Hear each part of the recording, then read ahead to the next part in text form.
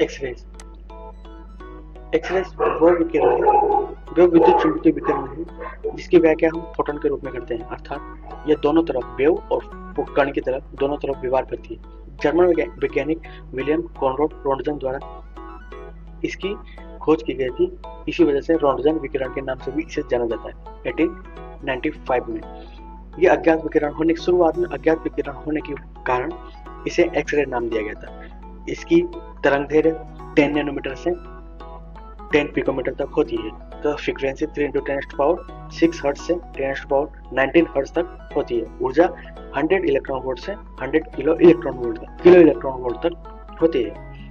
इसका चिकित्सा में कई जगह जैसे टूटी हड्डियों, सामग्री विज्ञान में कमजोरियों का पता लगाने में, बिंदु शारीरिक कमजोरियों का पता लगाने में, टूटी मसल्स के बारे में जानकारी के बारे में पता लगाने के लिए एक्सरे रेडियोग्राफी का यूज किया जाता है। आयनिक विकिरण होती है, क्यों? क्योंकि किसी भी कंपाउंड या अणु या परमाणु से इलेक्ट्रॉन निकालने की क्षमता रखती है, अर्थात दूसरे तरीके से सामान्य जीवन के कहा जाए तो रासायनिक अभिक्रियाओं की लिए जिम्मेदार होती है। स्पेक्ट्रोस्कोपी में यूज किया जाता है और शारीरिक रूप से डीएनए को मैनिपुलेट अर्थात म्यूटेशन करने में सक्षम है। इसका इतिहास के बारे में देखते हैं। प्री रोंटगन 1895 में कैथोड किरणों की जांच के दौरान इसका पता लगाया गया। क्रुक्स ट्यूब और लेनार्ड ट्यूब द्वारा इसकी व्याख्या की गई थी।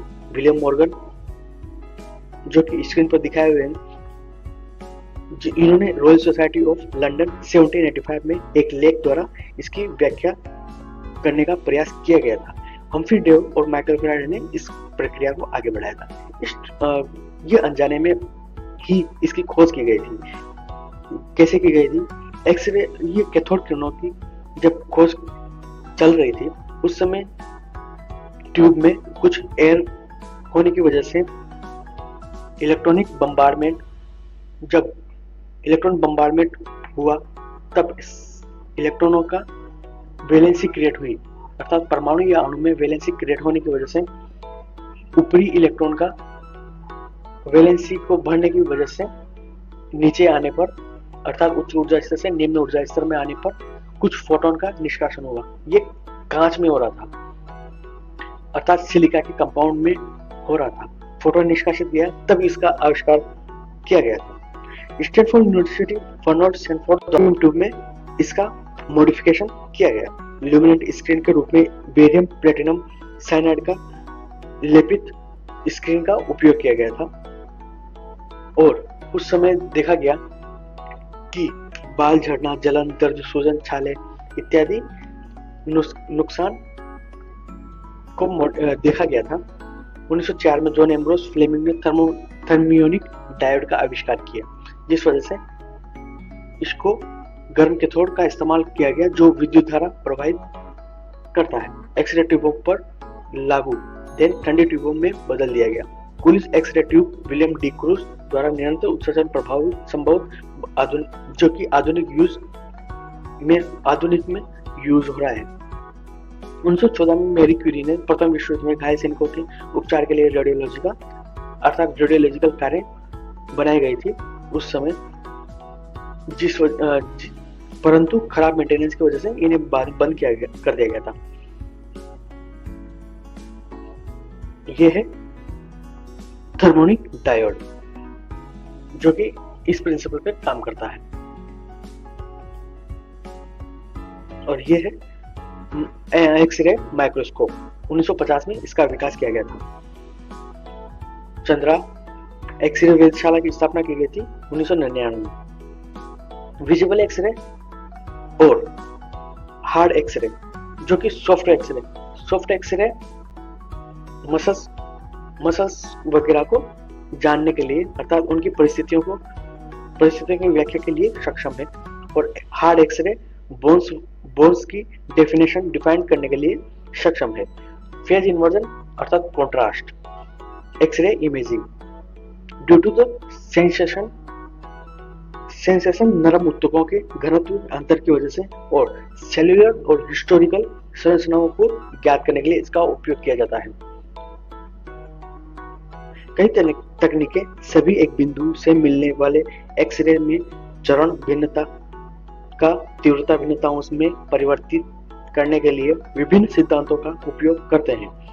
इनमें विपरीत प्रकार आधारित चरण, टेलीबोट इंफॉर्मेट्री, अपवर्तन वर्धित इमेजिंग और एक्सरे इंटरफेरोमेट्रो में इनका उपयोग किया जाता है। यह कुछ इस प्रकार से स्पेक्ट्रोस्कोपी में यूज की जाती है। के गुण, आयनिक प्रवृत्ति आणविक आबंधों को नष्ट ज्यादा समय ऊतकों के लिए हानिकारक है, अर्थात एक्सरे में अगर ज्यादा समय तक रहा जाए अर्थात बार बार एक्सरे करवाया जाए तो कैंसर होने के चांसेस ज्यादा होते हैं, जलन सूजन होने की प्रवृत्ति ज्यादा होती है। पदार्थ के साथ अभिक्रिया, एक्सरे की पदार्थ के साथ अभिक्रिया अर्थात रिएक्शंस में जब एक्सरे प्रोवाइड करवाई जाती है तब एब्जॉर्प्शन, स्कैटरिंग और रिले स्कैटरिंग कई तरह की अभिक्रियाएं होती है, जो कि एक न्यू सीधे शब्दों में कहा जाए कि ये वो फोटोन है जो किसी भी कंपाउंड से इलेक्ट्रॉन निकालने की क्षमता रखते हैं, अर्थात उसकी अभिक्रिया की दर को और अभिक्रिया को प्रभावित करने में सक्षम है। पहला स्पेक्ट्रोस्कोपी में इसका यूज किया जाता है क्योंकि बॉन्ड फॉर्मेशन जैसे एमीन, कीटोन सबकी अलग अलग तरंगदैर्ध्य अर्थात ऊर्जा सबकी अलग अलग होती है, जो कि ये कुछ स्पेक्ट्रोस्कोपी कुछ उसी प्रकार से है जैसे एक प्रकाश स्रोत के सामने अपने हाथ की उंगलियों को घुमाया जाए तब पीछे बनने वाली जो छाया है उसकी प्रवृत्ति को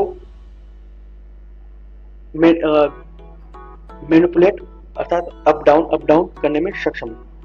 प्रकाश की अवशोषण क्षमता, ये हड्डियों की ये फोटो इलेक्ट्रिक अवशोषण होता है जिस परमाणु क्रमांक Z³ अपॉन E³, जहां पर Z परमाणु क्रमांक और E फोटो की एनर्जी है। ये अवशोषण क्षमता जैसे कि अगर हम सॉफ्ट एक्सरेज का यूज कर रहे हैं तब कैल्शियम द्वारा अवशोषित कर ली जाएगी, जिस वजह से पीछे जो प्लेट लगी हुई है उसमें शो हड्डियों का डायग्राम या इमेजिंग नहीं होगी, अर्थात इसमें हड्डियों के लिए हार्ड एक्सरेज का यूज किया जाता है। कंपार्टमेंट स्कैटरिंग अर्थात कंप्यूटराइज्ड स्कैटरिंग, ये बाहरी इलेक्ट्रॉन के आलोचकर बिखराव की वजह से होता है, और रिले स्कैटरिंग ये लोचदार बिखराव होता है। ये एक्सरे डिफ्रैक्शन इस तरह से ज्ञात कर सकते हैं, ये बाहर से आने वाली जो फोटोन है उसको इस तरह से परावर्तित करती है, किस तरह से परावर्तित करती है उसे रिले स्कैटरिंग और कंपार्टमेंट स्कैटरिंग नाम दिया गया है। कोणों पर बिखराव होने पर कंपार्टमेंट स्कैटरिंग। इसका उत्पादन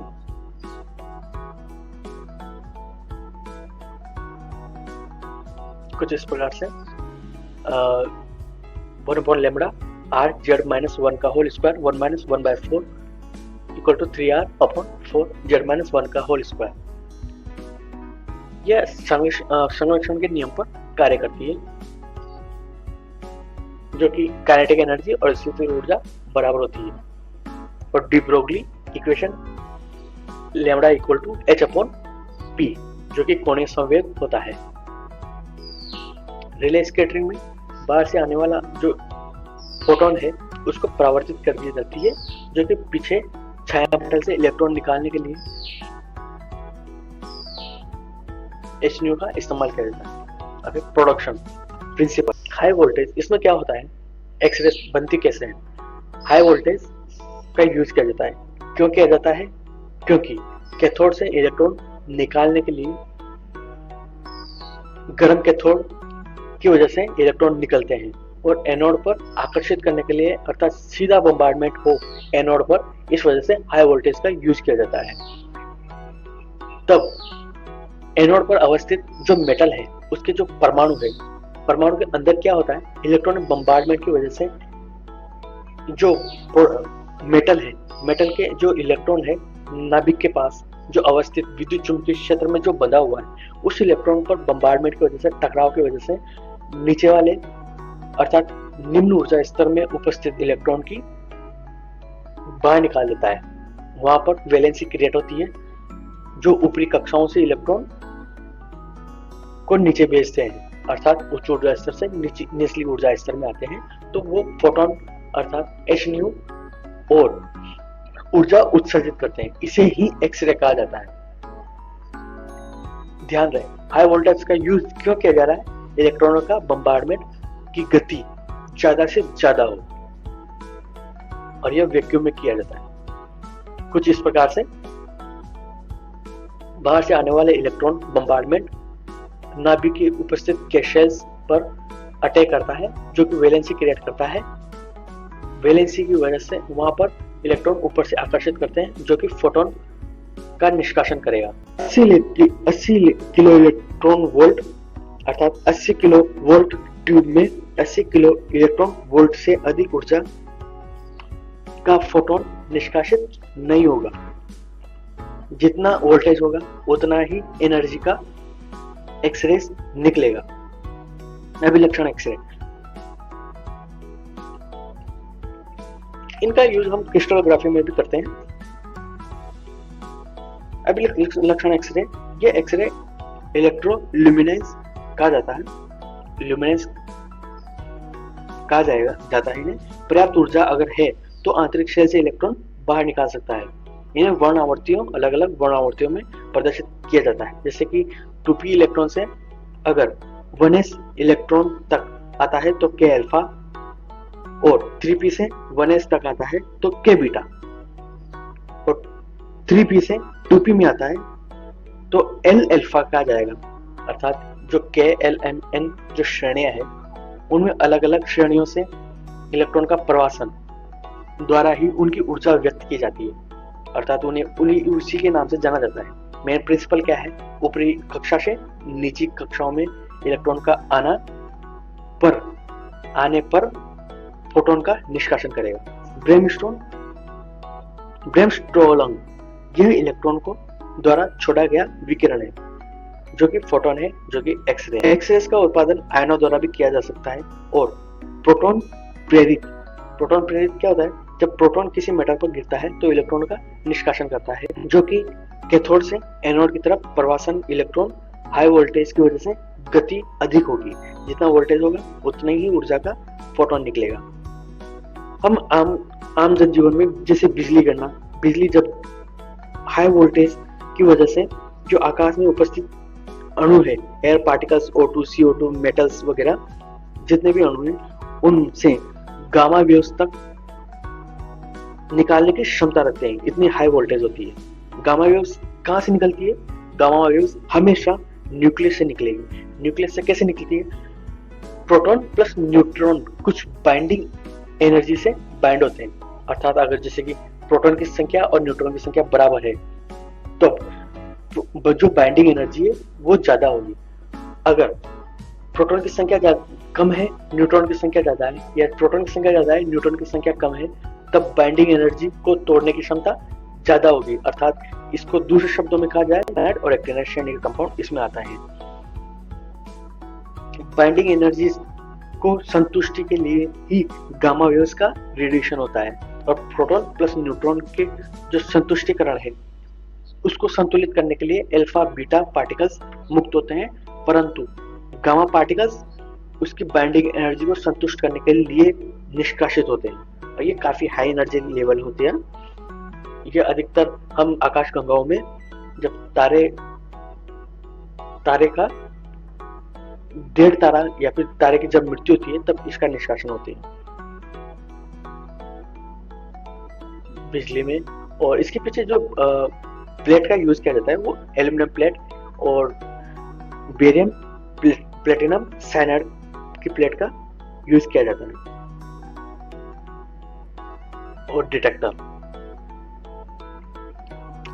डिटेक्टर के लिए फोटोग्राफिक प्लेट, पहले पुराने समय में फोटोग्राफिक प्लेट का यूज किया जाता था, और आधुनिक समय में इमेज प्लेट और प्लेट पैनल द्वारा रिप्लेस कर दिया गया है। और विकिरण को हम डोसीमीटर द्वारा भी नापा जाता है, डोसीमीटर भी यूज किया जाता है। स्पेक्ट्रम को स्पेक्ट्रोफोटोमीटर में देखा जाता है। प्रोजेक्शनल रेडियोग्राफी,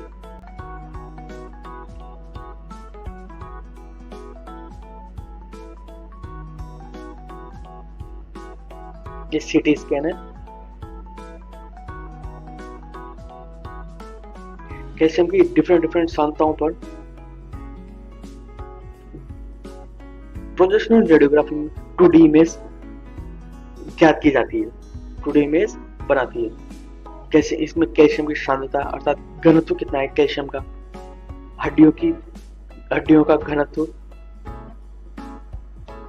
और कंकाल प्रणाली, कोमल उत्तक, फुफ्फुसीय बीमारियों का पता और कैंसर, पेट का एक्सरे और दांतों की रेडियोग्राफी, दांतों में छेद, ये डिफरेंट टाइप इलेक्ट्रॉन का बम्बार्डमेंट अर्थात different type of frequency photon के द्वारा इनका एनालिसिस किया जाता है। अर्थात या फिर इन जैसे कि सीटी स्कैन है, और सीटी स्कैन द्वारा सीटी स्कैन है, इसका एक उदाहरण है एल्यूमिनियम प्लेट। एक्सरेज को स्ट्रॉन्ग बनाने के लिए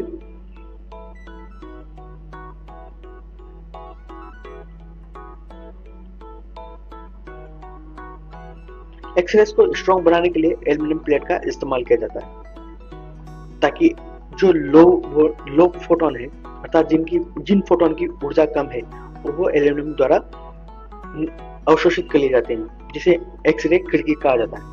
टोमोग्राफी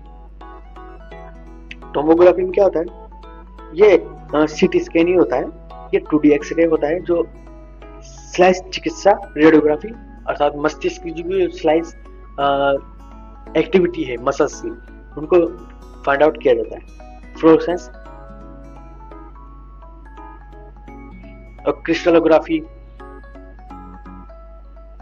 ये डिफ्रैक्शन प्रोसेस है, इसमें मेटल्स की संरचनाओं का पता लगता है डीएनए में, और मेटल्स की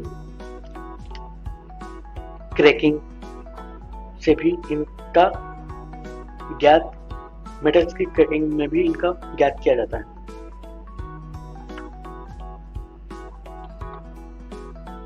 और इंडस्ट्रियल यूज में जब सेमीकंडक्टर की संरचनाओं में इसका यूज किया जाता है। इफेक्ट, ये डीएनए में अर्थात कैंसर के लिए जिम्मेदार है। अगर ज्यादा यूज किया जाए तो इससे कैंसर हो सकता है। इसका यूज रेडियोग्राफी में भी किया जाता है।